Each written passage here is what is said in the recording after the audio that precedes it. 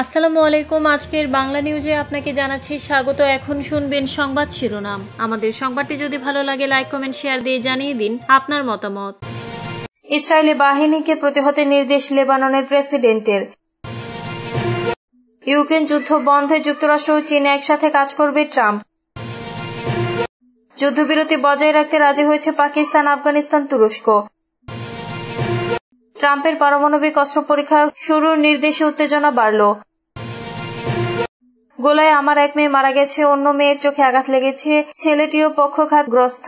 সুদানে ভয়াবহ গণহত্যা। ট্রাম্পের পারমাণবিক পরীক্ষার নির্দেশ নিয়ে যা বলল ইরান। হারিকেন মেলিসার আঘাতে ক্যারিবীয় দ্বীপপুঞ্জে ৪৯ জনের মৃত্যু। জাকির নায়েককে দিল্লির হাতে তুলে দেবে ঢাকা, প্রত্যাশা ভারতের। ইসরায়েলি বাহিনীকে প্রতিহতের নির্দেশ লেবাননের প্রেসিডেন্টের। দক্ষিণ লেবাননে অভিযান চালিয়ে এক পৌরকর্মীকে হত্যা করেছে ইসরায়েলি সেনারা। এই ঘটনার পর সেনাবাহিনীকে যেকোনো ইসরায়েলি আগ্রাসন থেকে প্রতিহত করার নির্দেশ দিয়েছেন লেবাননের প্রেসিডেন্ট জোসেফ আউন। লেবাননের রাষ্ট্রীয় সংবাদ সংস্থা এনএনএ জানিয়েছে, ড্রোন ও সাজোয়াজান সহ ইসরায়েলি বাহিনী ব্লিদায় প্রবেশ করে এবং পৌরসভা ভবনে অভিযান চালায়। সেখানে ঘুমিয়ে থাকা ইব্রাহিম সালামেহকে গুলি করে হত্যা করা হয়। ইসরায়েলের অভিযান নিয়ে লেবানন তীব্র প্রতিক্রিয়া সৃষ্টি হয়েছে। গত নভেম্বরে লেবাননের সশস্ত্র গোষ্ঠী হিজবুল্লাহ ও ইসরায়েলের যুদ্ধবিরতি চুক্তি হয়েছিল, কিন্তু প্রায়ই ইসরায়েলি সেনারা যুদ্ধবিরতি লঙ্ঘন করে লেবাননে হামলা চালায়। গত রাতের ঘটনার পর লেবাননের প্রেসিডেন্ট জোসেফ আউন সেনাবাহিনীর কমান্ডারকে দক্ষিণ সীমান্তে যেকোনো ইসরায়েলি অনুপ্রবেশে প্রতিহত করার নির্দেশ দিয়েছেন।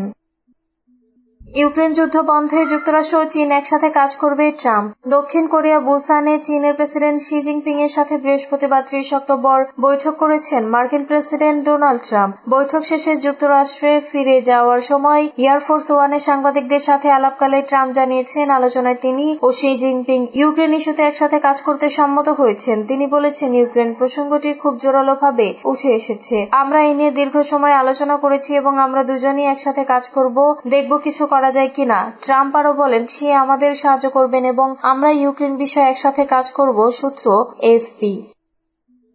যুদ্ধবিরতি বজায় রাখতে রাজি হয়েছে পাকিস্তান, আফগানিস্তান, তুরস্ক।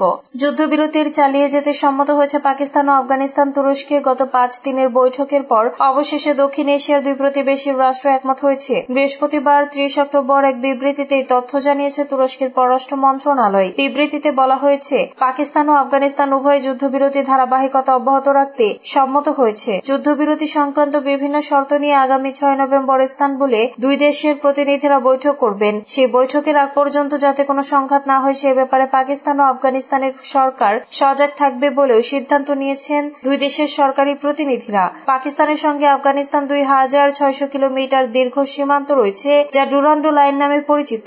২০২১ সালে আফগানিস্তানে তালেবান সরকার প্রতিষ্ঠিত হওয়ার পর থেকে দুই দেশের সম্পর্কের অবনতি শুরু হয়েছে এবং বর্তমানে তা তলানিতে ঠেকেছে। এর প্রধান কারণ পাকিস্তানের তালেবানপন্থী রাজনৈতিক গোষ্ঠী তেহরিক তালেবান পাকিস্তান বা টিটিপি সহিংসতা ও বিচ্ছিন্নতাবাদী তৎপরতার। বেশ কয়েক বছর আগে এই গোষ্ঠীটিকে নিষিদ্ধ ঘোষণা করেছে পাকিস্তানের সরকার, তবে তারপরও বেশ ভালোভাবে টিকে আছে গোষ্ঠীটি, তৎপরতাও চালিয়ে যাচ্ছে। ট্রাম্পের পারমাণবিক অস্ত্র পরীক্ষার শুরুর নির্দেশ, উত্তেজনা বাড়ল। মার্কিন প্রেসিডেন্ট ডোনাল্ড ট্রাম্প গতকাল বৃহস্পতিবার ওয়াশিংটনে ফিরে এসেছেন। এর আগে তার পারমাণবিক অস্ত্র পরীক্ষা শুরুর নির্দেশে নতুন করে পরাশক্তির উত্তেজনার আশঙ্কা তৈরি করেছে খবর বার্তা সংস্থা এএফপির। ট্রাম্প প্রায়শই নিজেকে শান্তির প্রেসিডেন্ট হিসেবে গর্ব করেন। তিনি দক্ষিণ কোরিয়া চীনা নেতা শি জিনপিং এর সঙ্গে শীর্ষ সম্মেলনে যোগ দেওয়ার ঠিক আগে সামাজিক যোগাযোগ মাধ্যমে এক পোস্টে জানান তিনি পারমাণবিক অস্ত্র পরীক্ষার নির্দেশ দিয়েছেন। তবে ট্রাম্পের ঘোষণার ফলে মূলত তিনি অস্ত্র ব্যবস্থা পরীক্ষা করার কথা বলেছেন নাকি পরীক্ষামূলক বিস্ফোরণ পরিচালনা করার কথা বলেছেন, যা ১৯৯২ সালের পর থেকে যুক্তরাষ্ট্র কেন করেনি সে সম্পর্কে অনেক কিছু উত্তরহীন রয়ে গেছে। এটি যুক্তরাষ্ট্রের প্রধান প্রতিপক্ষ ইরানের প্রতি সতর্কতা বলে মনে হয়েছে। ইরান ট্রাম্পের এই নির্দেশকে দায়িত্বজ্ঞানহীন বলে সমালোচনা করেছে। মার্কিন ভাইস প্রেসিডেন্ট জেডি ভ্যান্স বলেছেন, মার্কিন পারমাণবিক অস্ত্রাগারটি আসলে সঠিকভাবে কাজ করছে তা নিশ্চিত করার জন্য পরীক্ষা করা দরকার। তবে ট্রাম্প কি ধরনের পরীক্ষার নির্দেশ দিয়েছেন সে সম্পর্কে বিস্তারিত কিছু বলেননি তিনি। হোয়াইট হাউসে সাংবাদিকদের ভ্যান্স বলেন, এটা প্রেসিডেন্টের বক্তব্য। গোলায় আমার এক মেয়ে মারা গেছে, অন্য মেয়ের চোখে আঘাত লেগেছে, ছেলেটিও পক্ষঘাতগ্রস্ত। সুদানের এল ফাশের আধা সামরিক বাহিনী র্যাপিড সাপোর্ট ফোর্সেস এর হাতে সংঘটিত গণহত্যার নিন্দা জানিয়েছেন জাতিসংঘের কর্মকর্তারা। তারা নিরাপত্তা পরিষদকে সতর্ক করে বলেছেন শহরটি আরো গভীর অন্ধকারে নরকে ডুবেছে। সুদানের সেনাবাহিনীকে পশ্চিম দারফুরে তাদের শেষ ঘাঁটি থেকে পিছু হটতে বাধ্য করার পর গত রোববার আরএসএফ উত্তর দারফুর রাজ্যের রাজধানী এল ফাশের নিয়ন্ত্রণ নেয়। জাতিসংঘের আফ্রিকা বিষয়ক সহকারী মহাসচিব মার্থা আমা আকিয়া পবি গতকাল বৃহস্পতিবার নিরাপত্তা পরিষদের এক জরুরি বৈঠকে বলেন, পরিস্থিতি এক কথায় ভয়াবহ। মার্থা আমা জানান, জাতিসংঘের মানবাধিকার দপ্তর বিশ্বাসযোগ্য তথ্য পেয়েছে যে এলো ফাশের শহরে ব্যাপক হত্যাকাণ্ড, বিচার বহির্ভূত হত্যা ও বাড়ি বাড়ি তল্লাশির ঘটনা ঘটেছে। বেসামরিক মানুষ ঘরবাড়ি ছেড়ে পালানোর চেষ্টা করেছেন। পরিস্থিতি পুরোপুরি বিশৃঙ্খল। জাতিসংঘের মানবিক সহায়তা প্রদান বলেন, এই শহরের মানুষ এখন ভয়াবহতার শিকার হচ্ছেন। নিরাপত্তা পরিষদে টম ফ্লেচার বলেন, নীল ফাশের আগে থেকেই মানবিক বিপর্যয়ের শিকার ছিল, এখন এটি আরো গভীর অন্ধকার নরকে নেমে গেছে।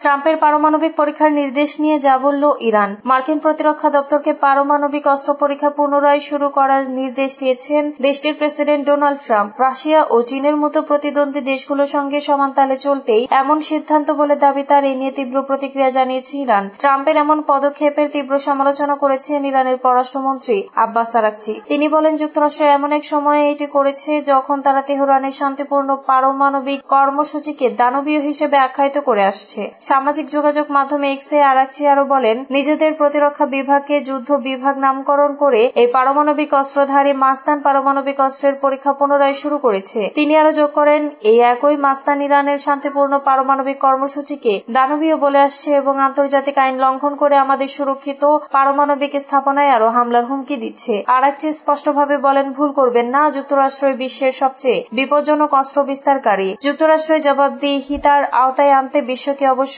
এক হতে হবে।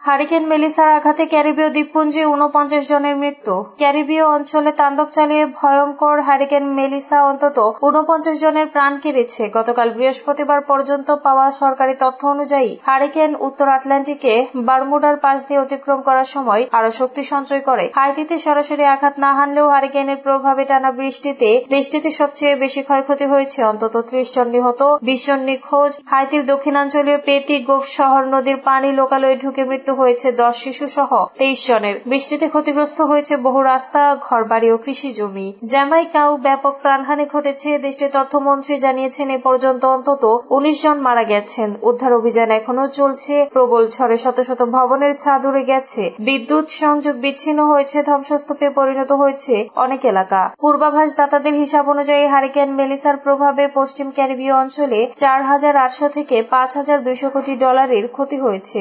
মেলিসা পূর্ব কিউবাতেও আঘাত হানে। ইন্টারন্যাশনাল হারিকেন সেন্টার জানিয়েছে, স্থানীয় সময় রাত 11টায় হারিকেনটি বারমুডার পশ্চিমে প্রায় 264 কিলোমিটার দূরে অবস্থান করছিল। তখন এটি ক্যাটাগরি হারিকেন 2 ছিল। বাতাসের সর্বোচ্চ গতিবেগ ছিল ঘন্টায় 161 কিলোমিটার। জাকির নায়েককে দিল্লির হাতে তুলে দেবে ঢাকা, প্রত্যাশা ভারতের। আসছে নভেম্বরে ডক্টর জাকির নায়েক বাংলাদেশের একটি দাতব্য অনুষ্ঠানে যোগ দিতে ঢাকায় আসছেন বলে জানা গেছে। তবে মালয়েশিয়া থেকে ঢাকায় তিনি পা রাখলেই যেন তাকে ভারতের হাতে তুলে দেওয়া হয়, বাংলাদেশের কাছে এমনটাই প্রত্যাশা করেছে ভারত। বিষয়টি ভারতীয় গণমাধ্যমকে জানিয়েছে দেশটির পররাষ্ট্র মন্ত্রণালয় এমইএ। গত 30 অক্টোবর এক সংবাদ সম্মেলনে পররাষ্ট্র মন্ত্রণালয়ের মুখপাত্র রণধীর জয়সওয়াল বলেন, জাকির নায়েক একজন পলাতক আসামি, তিনি ভারতে ওয়ান্টেড। তাই আমরা আশা করি তিনি যেখানেই যান না কেন সংশ্লিষ্ট দেশ তার বিরুদ্ধে যথাযথ ব্যবস্থা নেবে এবং আমাদের নিরাপত্তা উদ্বেগের বিষয়গুলো বিবেচনায় রাখবে। স্পার্ক ইভেন্ট ম্যানেজমেন্টের আয়োজনে আগামী 28 ও 29 নভেম্বর জাকির নায়েকের এই অনুষ্ঠানটির স্থান হতে পারে আগারগাঁও এলাকায়। ইসলামিক অনুষ্ঠানে আলোচক হিসেবে আন্তর্জাতিক খ্যাতি অর্জন করা 60 বছর বয়সী এই ধর্ম প্রচারক 2016 সাল পর্যন্ত ভারতেই অবস্থান করেছিলেন। তবে নরেন্দ্র মোদীর নেতৃত্বাধীন বিজেপি সরকারের আমলে তার বিরুদ্ধে ঘৃণামূলক বক্তব্য প্রচার ও একাধিক অর্থ পাচারের মামলা করা হয়।